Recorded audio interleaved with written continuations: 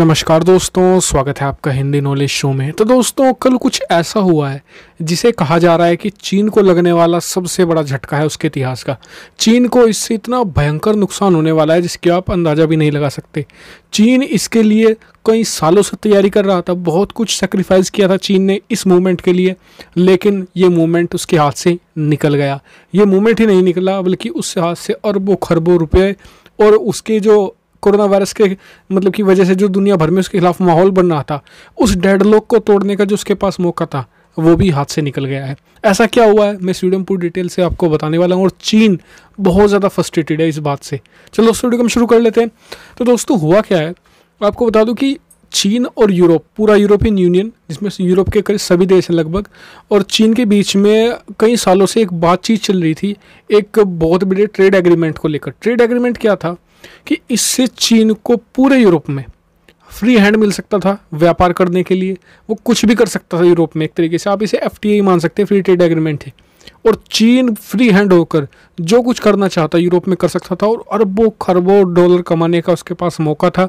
और यही नहीं, उसका इन्फ्लुएंस पूरे यूरोप पर छा जाता।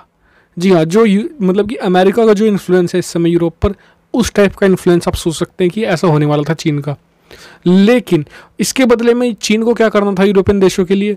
यूरोपियन देशों ने कुछ शर्तें रखी थी। एक तो क्लाइमेट चेंज वाली कि आप अपने देश में जो प्रदूषण है वो कम करेंगे, रिन्यूएबल एनर्जी है उसे ज़्यादा बढ़ाएंगे, मतलब कि जो सोलर ऊर्जा वाली एनर्जी ज़्यादा बढ़ाएंगे। इस तरह की जो छोटी छोटी चीज़ें ये करनी थी चीन को। और चीन इसके लिए बहुत सालों से तैयारी कर रहा था, अपने यहाँ पर पैसा भी खर्च कर रहा था। आपने देखा होगा कि चीन ने पिछले 1-1.5 साल में काफ़ी हद तक अपने यहाँ पर पोल्यूशन कंट्रोल करने की कोशिश की है।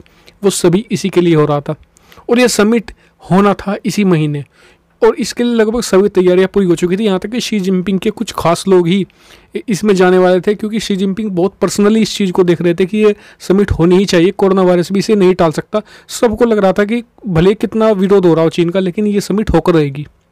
लेकिन जैसे ही जर्मनी को यूरोपियन यूनियन की चेयरमैनशिप मिली, जी हाँ, जो कि उसकी चेयरमैनशिप ऐसे रोटेट होती रहती है, तो इस बार उसकी जो चेयरमैनशिप थी वो मिली जर्मनी को। और जर्मनी ने ऐसी गहरी चोट पहुंचाई है चीन को, जो चीन बिलबिला गया है।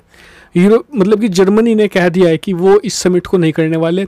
कि वैसे वर्चुअल समिट करने की बात हो रही थी, क्योंकि कोरोना वायरस की वजह से वैसे तो कोई मिल नहीं सकता, तो वर्चुअल समिट, जैसे कि प्रधानमंत्री मोदी ने ऑस्ट्रेलिया के प्रधानमंत्री से बातचीत की, कि एक जैसे कि वीडियो कॉल टाइप में, तो ऐसे करने की बात हो रही थी, लेकिन जर्मनी ने वो टाल दी है। फिलहाल इसका बहाना क्या दिया गया है आप स्क्रीन पर देखिए। डाइचे वेले जो जर्मन न्यूज़पेपर है, इसने खुद कहा है कि जर्मनी ने खुद बहाना बनाया है कि अभी कोरोना वायरस है, हम अभी कोरोना वायरस से निपट रहे हैं, बाद में इसे देख लेंगे। इसे रीशेड्यूल कर दिया गया है और शेड्यूल करने की दूसरी डेट भी चीन को नहीं दी, क्योंकि अगर आप देखें नॉर्मल कोई चीज़ अगर आप टाल रहे हैं तो उसे रीशेड्यूल करते कहते हैं कि ठीक है अब नहीं। जैसे कि G7 की समिट थी, ट्रंप ने उसे टाल दिया, अभी होने वाली थी इस महीने, लेकिन कह दिया कि अभी नहीं, हम इसे रीशेड्यूल कर रहे हैं और रीशेड्यूल की डेट बता दी, बस सितंबर में हम करेंगे। लेकिन यूरोपियन यूनियन ने चीन को कोई भी डेट नहीं दी है। चीन बहुत ज़्यादा फ्रस्ट्रेटेड है। इसके अलावा जो चीन का मेन मकसद ये था, फिलहाल पैसा कमाना तो था ही था और इन्फ्लुएंस भी, कि वो जो उसके खिलाफ दुनिया भर में माहौल बन रहा है, उस डेडलॉक को तोड़ने का मौका था चीन के पास, लेकिन वो भी उसके हाथ से निकल गया है। और शायद चीन को ये सबसे गहरा झटका बताया जा रहा है कि यूरोपियन यूनियन के तरफ से कई सालों में अगर आप देखें। और इसका मेन मकसद जो बताया जा रहा है वो बताया जा रहा है हांगकांग। और कोरोना वायरस जिस तरीके से फैला वो था ही, हांगकांग इसका मेन मकसद इस तरीके से वहाँ पर, क्योंकि आप देखिए जो यूरोपियन यूनियन के जो देश होते हैं ना, ये 2 चीज़ों पर बहुत ध्यान देते हैं, एक तो क्लाइमेट और दूसरा डेमोक्रेसी। और चीन ने जिस तरीके से वहाँ पर चीज़ों को चेंज किया है, उससे यूरोपियन यूनियन खुश नहीं है जो हांगकांग में हो रहा है।